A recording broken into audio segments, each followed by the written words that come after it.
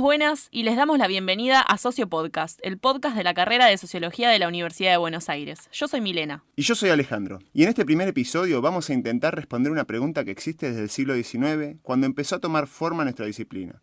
La gran incógnita de ¿para qué sirve la sociología? Y hay un montón de libros sobre esta temática, y es un debate que parece no tener fin. Algunos de los libros más conocidos son ¿Para qué sirve la sociología?, de Bernard Lahire, o ¿Para qué sirve realmente un sociólogo?, de Zygmunt Bauman. En un rato vamos a charlar con nuestra primera invitada, Dora Barranco, sobre el tema.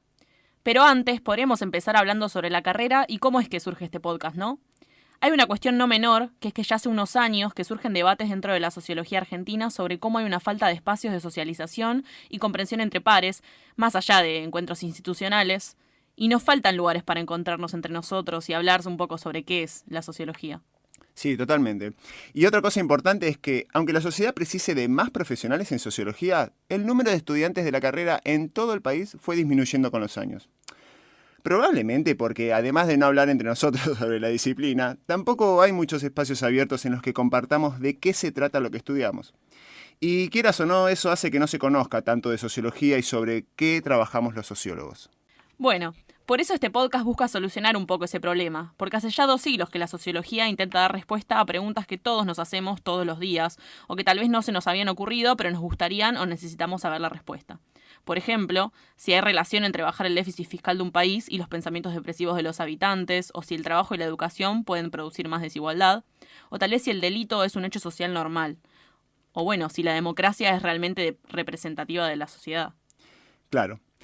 A ver, nuestras acciones diarias están más ligadas a la sociedad de lo que queremos pensar.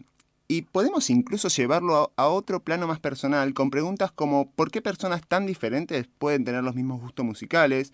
O ¿cuál es la relación entre tu origen social y tu comida favorita? ¿Qué es lo natural y qué es lo construido? O por ejemplo, ¿qué pesa más? ¿Lo individual o lo colectivo? Sí, y todas estas preguntas tienen una cosa en común, y es que la sociología las responde con una perspectiva científica.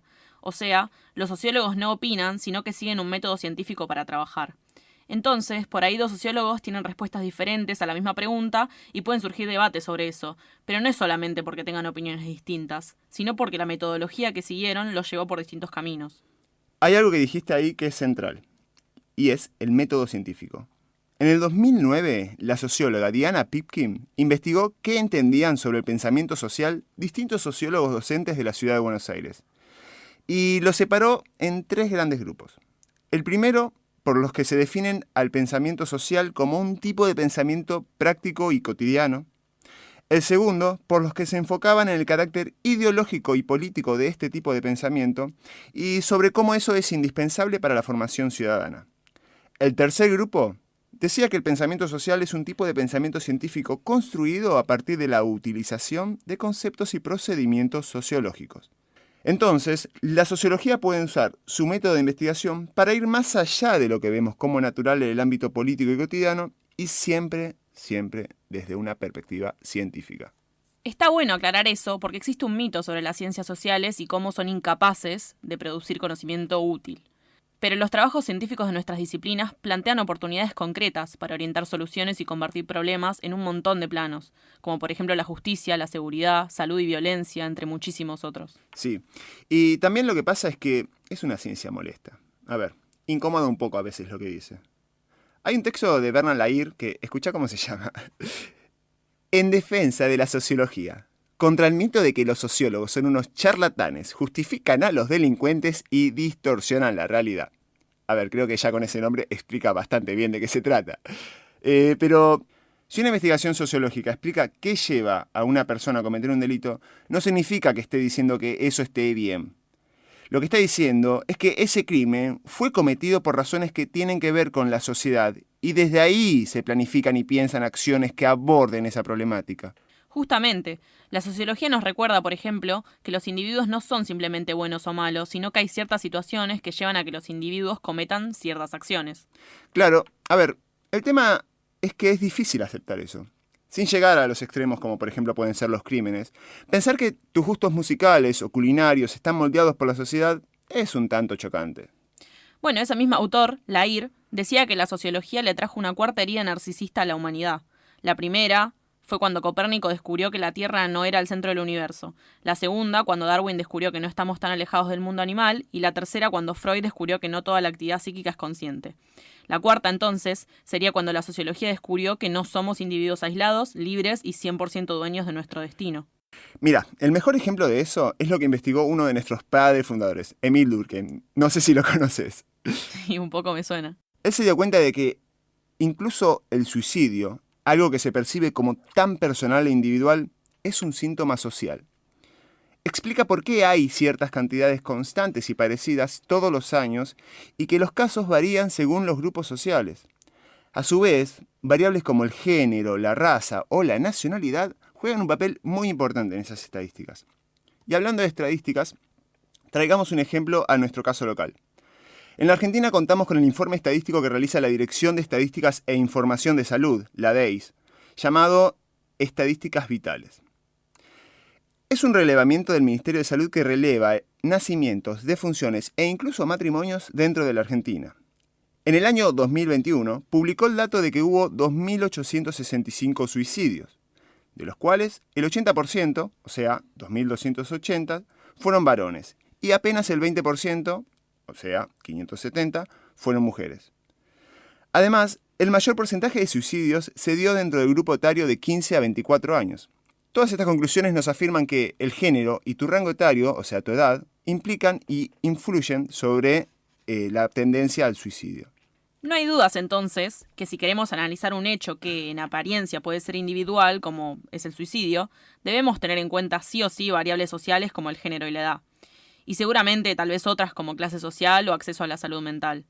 Pero además de eso, como la sociología habla de conceptos con los que todos estamos familiarizados, nos toca tal vez un poco más de cerca, por ahí que otras ciencias. Cuando un biólogo descubre el funcionamiento de una célula, no se lo acusa de estar denunciando o justificando la célula, sino que se acepta que está describiendo e interpretando lo que investigó. No pasa lo mismo si un sociólogo habla sobre actos condenables, desigualdad o dominación, porque en general ya tenemos opiniones formadas sobre esos temas por nuestra vida cotidiana, y nos afecta un poco de otra forma. Sí, bueno, es verdad, pero también un poco reconforta eso a veces, ¿no? O sea, saber que algunos de mis problemas que los percibo como personales en realidad no son solamente míos, sino que también tienen una connotación social. Y por ahí yo solo no puedo solucionarlos, pero en comunidad sí.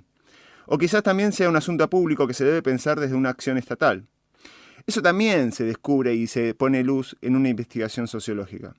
Igual es importante aclarar que los sociólogos no son solamente investigadores.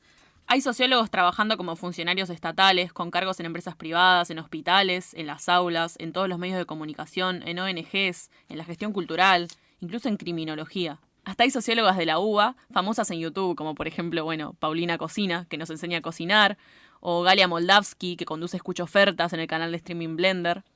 Todo esto es algo que vamos a estar viendo en los siguientes episodios. La amplia salida laboral que tiene la carrera y todos los espacios en los que se buscan o necesitan profesionales con herramientas de un sociólogo. Bueno, después de esta introducción, creo que ya podríamos darle la palabra a nuestra invitada, ¿no? En esta oportunidad tenemos el honor de presentarles a Dora Barrancos, socióloga de la Universidad de Buenos Aires, historiadora y militante feminista. Además de trabajar como docente y trabajar en organismos públicos dedicados a la salud en Argentina y Brasil, escribió numerosas investigaciones sociohistóricas sobre la historia política argentina y el género. E incluso fue directora del CONICET por la gran área de Ciencias Sociales y Humanidades. Bienvenida, Dora, y muchas gracias por honrarnos con tu presencia. Vamos a avanzar entonces con la entrevista, preguntándote primero sobre una cuestión que mencionaste dentro del proyecto Pioneras. Y para quienes no conozcan, el proyecto es un ciclo de entrevistas llamado Pioneras, Mujeres en la Sociología, que se dedicó a documentar la historia de vida de las pioneras de la sociología formadas en la UBA y que participaron en la conformación de un campo intelectual nacional. Hicieron entrevista, a vos, también hicieron entrevista a Caterina Weinerman y a Alcira Rumedo, que la recordamos con mucho cariño. Y lo primero que te quería consultar es con respecto a algo que mencionaste ahí, y es que habías elegido estudiar sociología y no derecho porque te interesaba un poco comprender qué había detrás de la norma, ¿no? O sea, de la gente que vive la norma. Y queríamos consultarte si crees que en la sociología encontraste herramientas para analizar o abordar esa cuestión. Bueno, muchísimas gracias por la invitación. Es un gusto volver a casa, estar con ustedes. Sí, yo creo que tal lo que me ocurrió. Yo tenía una suerte de predestinación dada lo litigante que era. Yo era un ser muy litigante respecto a lo injusto. Ahí es una cuestión muy... ¿Te gustaba discutir? Me encantaba discutir. Me encantaba discutir y ganarle discusiones a los varones, debo decir. Entonces, ese estado de beligerancia en torno de la justicia derramada por todas partes, que proviene mucho, yo creo, que de la cultura familiar y de los contextos situacionales que vivió mi familia, etcétera. Entonces estaba muy adherida a la idea de que servía para derecho, porque derecho era el camino justamente más directo, sí, para... más obvio, más evidente. Más obvio, la obviedad total, ¿no? Impartir justicia, etcétera. Pero luego hice el curso de introducción, que era muy bueno porque tenía varias dimensiones. Una muy buena introducción a la filosofía, por ejemplo, ¿no? Pero luego me di cuenta de que no era eso lo que yo quería, ¿no? Y tuve claro de que no me importaba cómo era la norma jurídica, el deber ser jurídico. Yo quería desentrañar qué era lo que pasaba con la gente de carne y hueso, Claro. qué pasaba con lo vincular humano, por dónde, por qué y por cuándo había, sobre todo, sí, claramente, fracturas claramente de desigualdad, u otras fracturas. Perdón, la cuestión de género no pintaba entonces. Sería absolutamente, ¿cómo diré?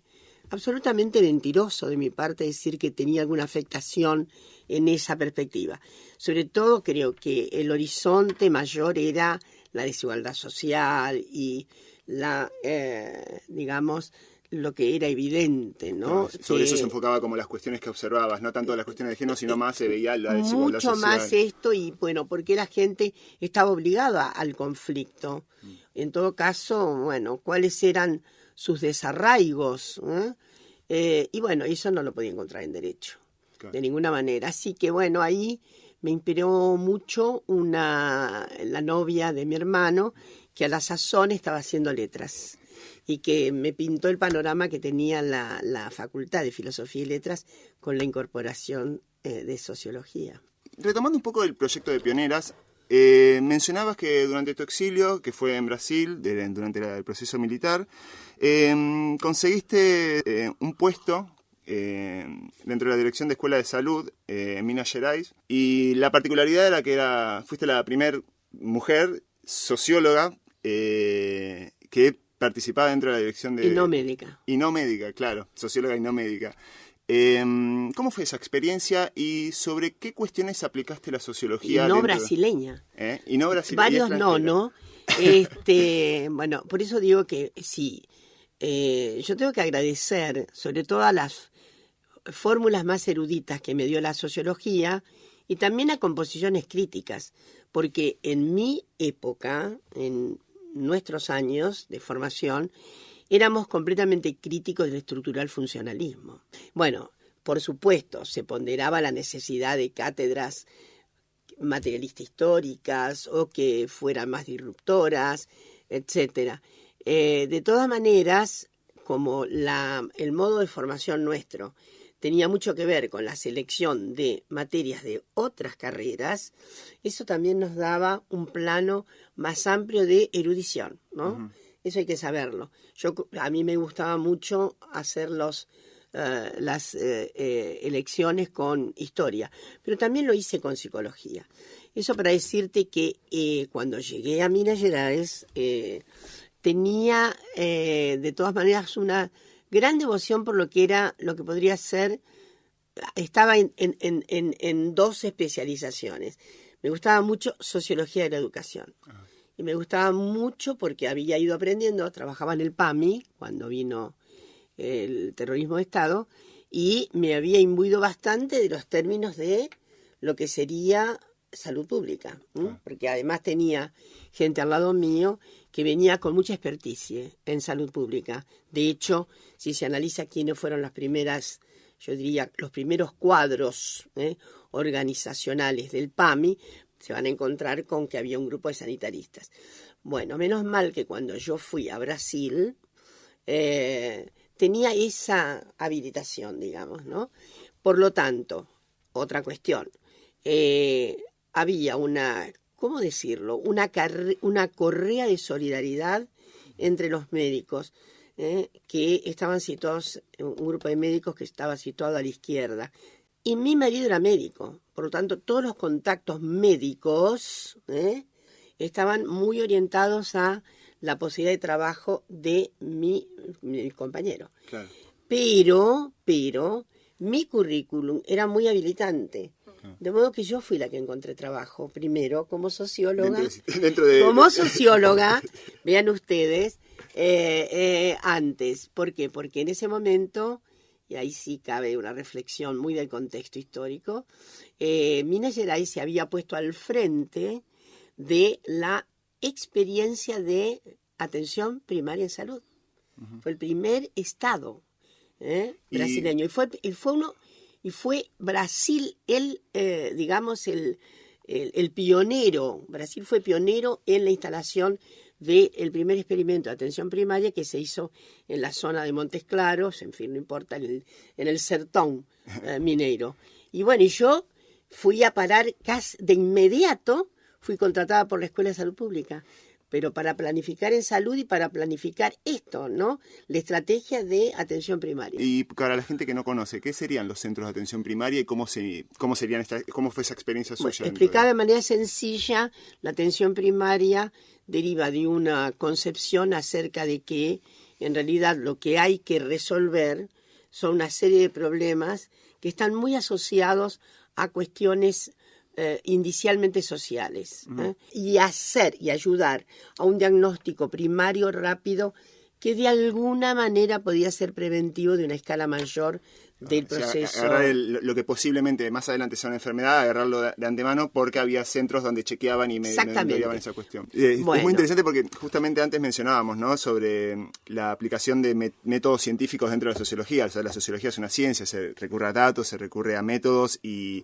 es importante como tener la posibilidad de aplicarla en nuevos espacios como es en el ámbito de la salud. Sí, yo pensando en esto que mencionabas de la mochila o la perspectiva sociológica, nos gusta pensar dentro del el contexto de este podcast en qué ámbitos laborales funciona esta mochila o esta perspectiva sociológica y de qué manera nos puede enriquecer distintos ámbitos donde tal vez tradicionalmente uno no piensa que va un sociólogo. En realidad eso es una adquisición ex ante y ex post, porque hay algo que pasa durante la carrera, pero la carrera no ilumina en detalle sobre las múltiples especialidades a las que puede dedicarse la capacidad sociológica, ¿no? Tampoco se puede soñar con que la sociología pueda abarcar de todas las dimensiones fundamentales. Es cierto que hay algunas dimensiones que son obvias, de alguna manera. Sociología de la educación, sociología del trabajo, sociología de la salud. Tienen como una cierta, yo diría, una cierta tradición. Sí. La sociología y género, por ejemplo, es más bien reciente, yo diría, recientísima. En mi época no existía. De todas maneras, yo creo que hay algunos, algunas contribuciones conceptuales que se adquieren, que tienen una cierta validez para el conjunto. Hay cuestiones que, sin embargo, son completamente específicas, para los cuales, ha devenido una gran fortaleza del posgrado. El posgrado permite hoy día, y hay posgrado de todas las especialidades, digamos, ¿no? Es muy variada la oferta. Ahí es muy variada, habría que también pensar cuál es la oportunidad, digamos, de aprovechamiento de todo de toda esa gesta, de toda esa implicación que es una inversión y demás. Pero la elección de eso tiene muchísimo que ver con la libido, con la subjetividad, con el enamoramiento. Con la pasión de uno. Con la pasión de uno. A ver, acabo de decirlo una vez más, sin pasión no hay ninguna pregunta interesante. Totalmente. No hay ninguna posibilidad de que hagamos un buen análisis con un dato acá y un dato allá. Es impresionante, ¿no? Porque tiene que haber otro encendido, tiene que haber un conato apasionado, si no, no hay preguntas, no hay nada. Y de hecho se ve que hay gente, de todas maneras no conozco gente que ya se haya decepcionado tanto con la carrera. Nadie. Todos los que no consultamos. Conozco a gente que... No. ¿No? Yo no conozco a gente que se ha frustrado así Debe definitivamente. haber, viste, que hay por Pero todos lados. todos Hay de todo. finalmente todos la recomendamos. Sí, yo no Es conozco muy a nadie que le diga... es cierto que también eso puede ser una actitud corporativa a la que nos hemos... en la que confirmamos también nuestra estabilidad opcional profesional, porque si no estaríamos en una debacle. Pero bueno, no encuentro gente que le diga a alguien no estudies sociología, ¿no? No estudies. Bueno, hay que ver en las otras dimensiones del conocimiento qué es lo que ocurre, ¿no? Sí, obvio. Me parece que eso es más que nada una actitud que ya tiene que ver con la adhesión identitaria, ¿no? Sí, aparte es tan amplia y justamente es como que cada quien va armando como su caminito y su trayectoria y su formación, según el campo que te interese, sociología de la educación, de la salud, incluso de datos, de informática, hay miles de caminos por los cuales uno puede optar. Bueno, y pensando también esto en el contexto actual que nos encontramos como país, como región tal vez, no sé, ¿de qué forma pensás que la sociología podría aportar desde tu lugar o desde el lugar de la disciplina? La sociología tiene que ser un armamento teórico crítico. Esto también deviene en una toma de posición que es ideológica y política. Esto es elemental. No hay tabla rasa en ninguna gente que se dedique a la sociología, a las ciencias humanas, ni a ninguna ciencia. No nos la cuenten. Siempre hay una predisposición, un tipo de elección, un tipo de rechazo, un tipo de, yo diría, de ambientación interna telúrica respecto de una serie de fenómenos en las que creemos, etcétera, y apostamos, y otra serie de fenómenos que rechazamos, etcétera.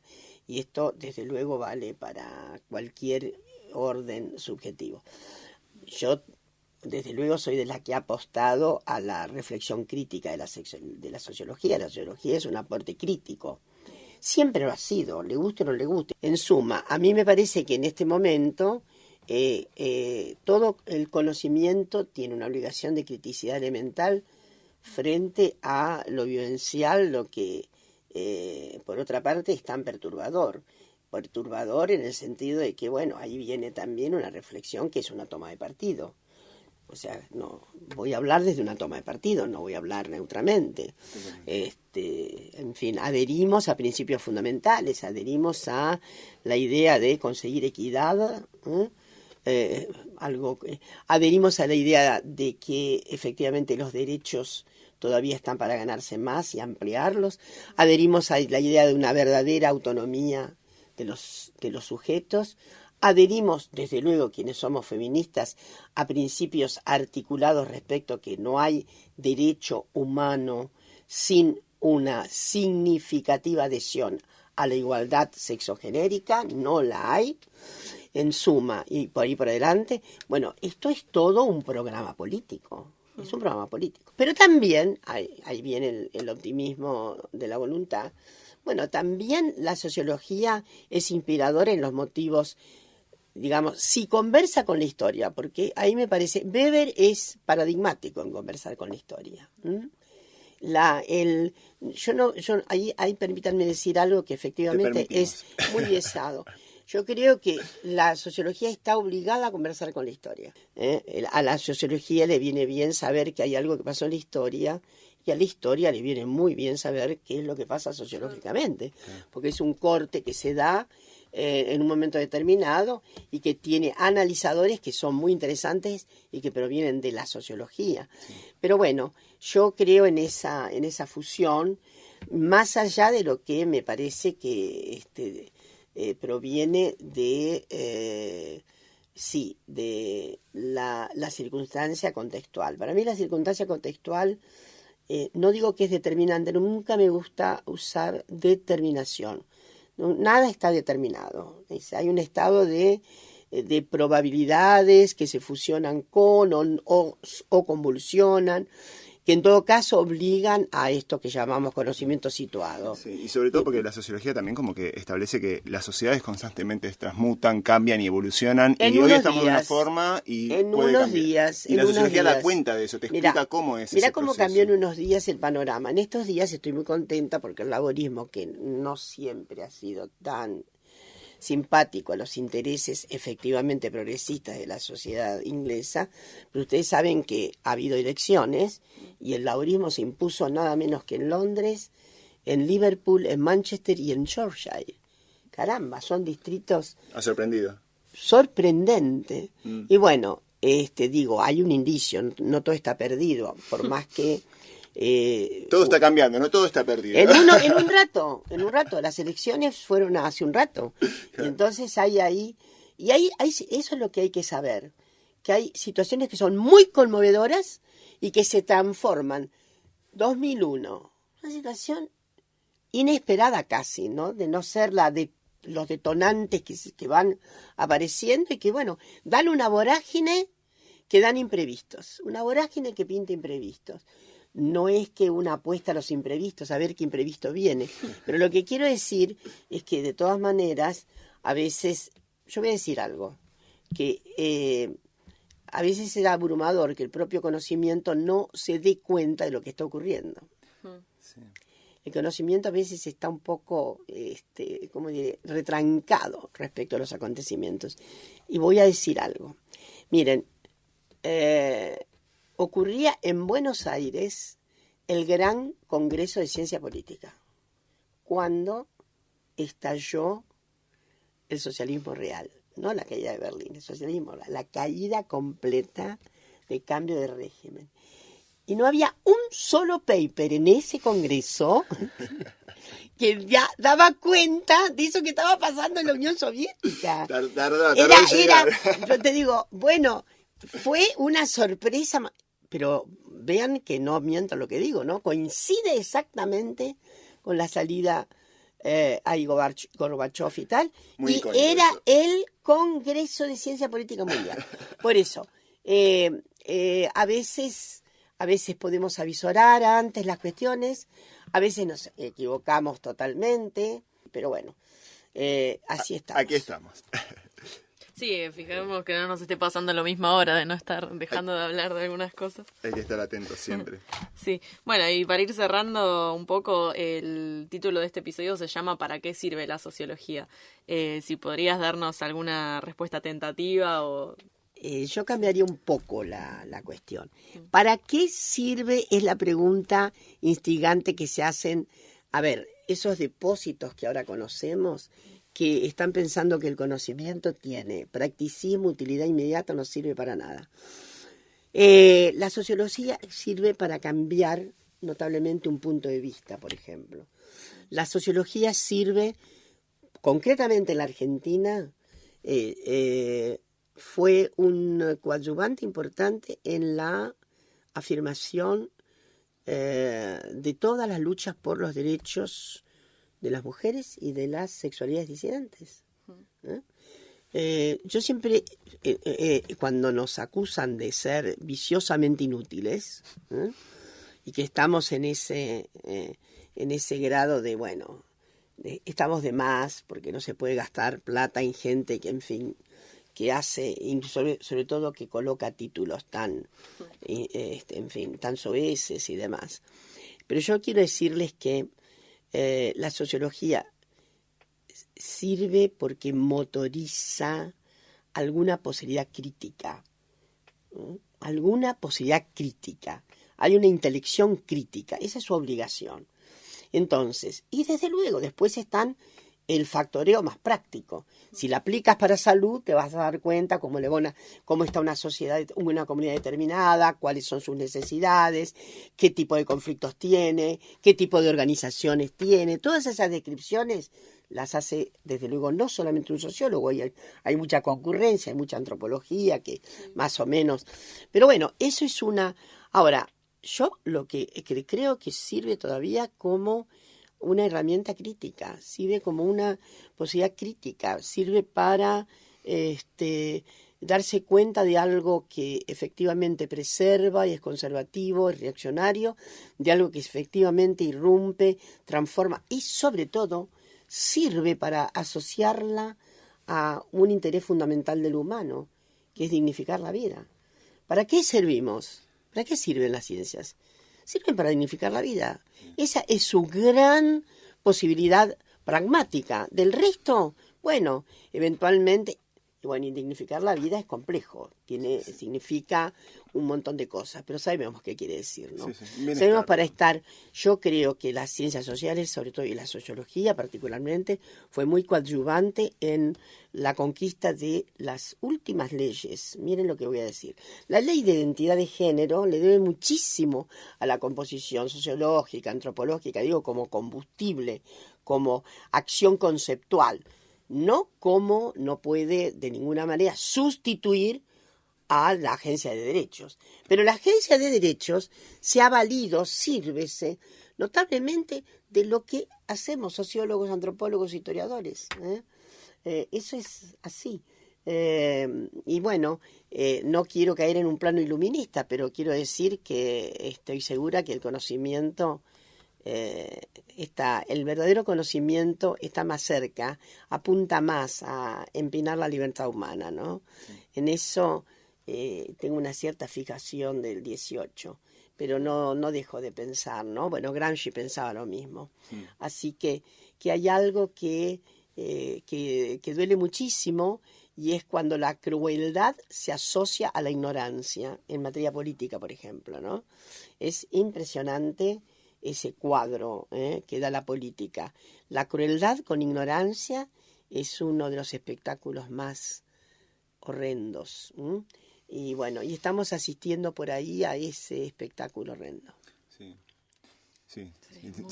Se requieren estar atentos y como brindar herramientas para comprender y sobre todo analizar, porque muchas veces cuando escucho a alguien hablando que realiza un análisis sensato e interesante, me resulta como nutritivo escuchar esos conceptos que me ayudan a entender un poco, a decir, bueno, hay gente que también está pensando y analizando las cuestiones desde un lado analítico y profundo y sensato sobre todo, ¿no? Porque ayudamos, a ver, hay que pensar que todo conocimiento primero, el primer efecto que tiene es nuestra transformación. Totalmente. Primer efecto que tiene.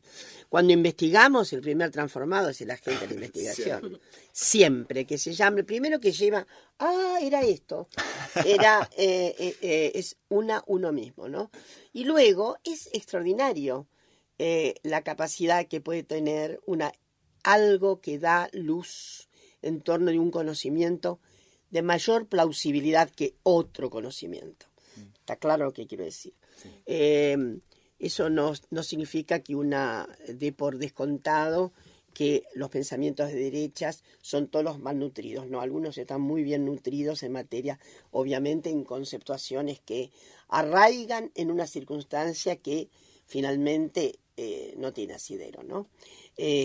Por ejemplo, para decir algo que a lo mejor todo el mundo puede entender, estamos en pleno debate acerca de la vieja dialéctica entre cultura y naturaleza. Yo tengo para mí que cada vez somos más cultura, cada vez más la especie Homo sapiens sapiens está en cultivo cultura, ¿no? Porque es así. Y obviamente, y tenemos conocimientos muy condensados, antiguos y viejos, que son un obstáculo para los nuevos conocimientos. Por eso hay que atreverse, ¿no? Sí. A la ruptura. Y bueno, y la sociología tiene obligación también consigo misma de ser disruptora de algunos conceptos que ya no pueden sobrevivir, ¿no? Esperemos estar a la altura entonces de lo que el tiempo nos compete. Y bueno, una última pregunta que es más... no sé, del momento de si tuvieses que decirle algo a alguien que está pensando en estudiar sociología o que ya está estudiando sociología, ¿qué sería? Que disfrute, bien.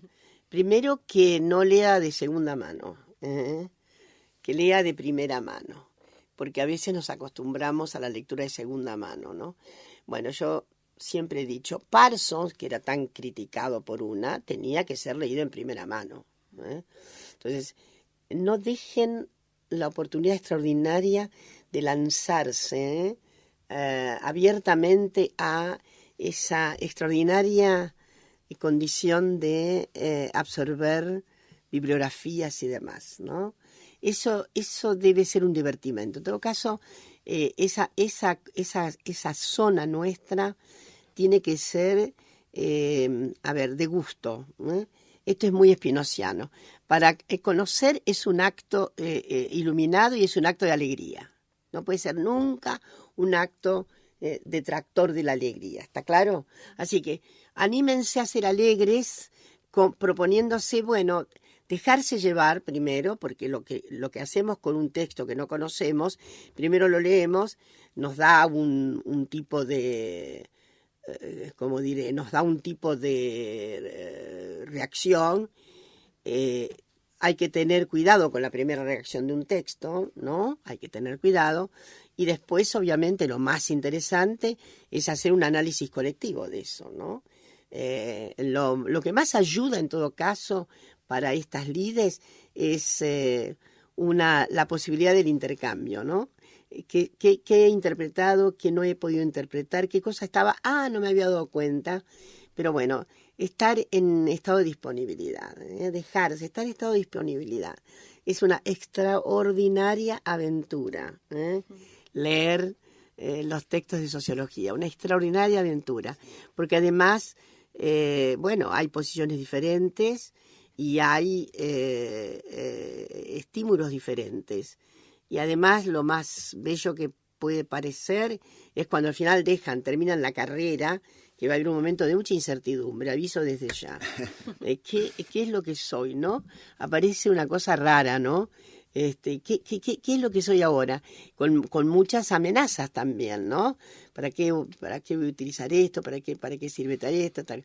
Bueno, anímense. Es como que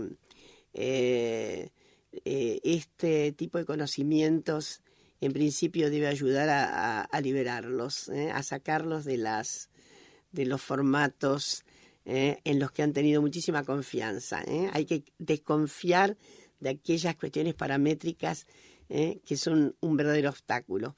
Y bueno, al mismo tiempo hacer el camino crítico con cada texto. Pero es muy importante ponerla en opinión colectiva, ¿no? Poner en opinión colectiva el texto. Eso es muy importante. Lo ideal es que hubiera una hermenéutica del texto, siempre pensado, ¿no? A mí me han dado muchos resultados hermenéuticas colectivas. En fin, lo que insisto muchísimo es que iniciándose en estas lides hay que aprovechar las textualidades, hay que aprovechar los textos, hay que leer. Hay que leer y analizar y compartir y comunicar en conjunto, porque a partir de ahí se construye más el saber. Sí, me gustó eso de lo colectivo también. Sí, rescatemos lo colectivo, aparte es sociología. Sí. Bueno, Dora, la verdad que fue un honor tenerte acá. Te agradecemos muchísimo este momento y estas palabras que nos compartiste. Y nada, me parece que es muy importante para nosotros poder comenzar con este proyecto y este plan que tenemos de difundir la sociología con una persona tan importante como vos. Así que bueno, muchísimas gracias. No soy importante, soy una persona apasionada. Gracias por compartir esa pasión. Que tiene, digamos que todavía se sirve de apuestas. Y hay una apuesta mía que yo creo que también es bueno que la compartamos entre todas los jóvenes que estudian sociología, ¿no? Sigamos pensando además en una apuesta a la condición humana, una apuesta a la condición humana. La sociología trata, sobre todo, de la condición humana, que siempre es social. Es la condición humana, siempre es social. Después de la entrevista con Dora y todo lo dicho anteriormente, retomemos la pregunta del episodio. ¿Para qué sirve la sociología? Seamos o no sociólogas, los conocimientos de la sociología nos dan herramientas para analizar, comprender y pensar críticamente la realidad y sobre todo intervenir en ella desde nuestro papel como ciudadanos. Nos enseña a captar la historia y la biografía junto a la relación entre ambas dentro de la sociedad. Por ejemplo, nos muestra las posibilidades que tenemos en la vida al permitirnos ver cuáles son las de todos los demás individuos con los que compartimos o no circunstancias. Sí, y por eso la sociología es una de las ciencias más molestas. No es fácil aceptar que nuestra vida está condicionada por la clase social, por el género o por la pertenencia a una época o una sociedad dada. De hecho, hay una frase muy interesante que apunta a eso. Y es que creemos en el libre albedrío porque sabemos de nuestras conductas, pero no conocemos sobre sus causas. Esa frase me parece clave, sobre todo considerando que vivimos en una época donde predomina una ideología individualista que pone la responsabilidad por el bienestar de las personas sobre sus propios hombros. Está claro que hay decisiones personales que determinan nuestro futuro individual, pero es importante remarcar que ciertas cuestiones solo pueden cambiar desde un accionar social. Sí, y por eso también es interesante pensar por qué nos preguntamos hace tanto tiempo sobre la utilidad de la sociología. Siempre va a estar en duda una disciplina cuya funcionalidad es ser disfuncional al poder, visibilizar las estructuras de dominación y reflexionar sobre el origen y la dinámica de las desigualdades. Pero, mal que les pese, todas sus afirmaciones se sostienen con un rigor científico. Entonces, podríamos concluir que la sociología es una ciencia que incomoda, que molesta, porque nos da herramientas para analizar la sociedad, nuestro rol en ella y cómo nos moldea. Nos muestra que las cosas no son lo que parecen, y eso nos lleva a dejar de pensar algunas de ellas como naturales, que bueno, en realidad son sociales. En este podcast vamos a usar esta idea para plantear diferentes preguntas todos los episodios, no solo hacia la sociología, sino también desde la sociología. Y bueno, me parece que esta es una buena forma de cerrar el episodio. Les esperamos en los próximos para seguir incomodándonos y molestando con nuestras miradas sociológicas. Queremos hacer un especial agradecimiento a los más de 100 estudiantes que se sumaron a la convocatoria de este proyecto con el desafío de acercar nuestra disciplina a toda la comunidad. Nos pueden escuchar en plataformas de streaming como Spotify y YouTube. Además, no dejen de seguirnos en redes sociales. Estamos en TikTok, Instagram y Twitter como Socio Podcast. Los esperamos ahí con mucho más contenido y bueno, sobre todo para seguir pensando un poco sobre estos temas. También tenemos un blog donde compartimos más información y algo que es muy importante que son nuestras fuentes. Pueden encontrar los links en la descripción. Sí, vayan a las fuentes. Siempre vayamos a las fuentes. Así que bueno, les mandamos un fuerte abrazo, gracias por seguirnos y hasta el próximo episodio.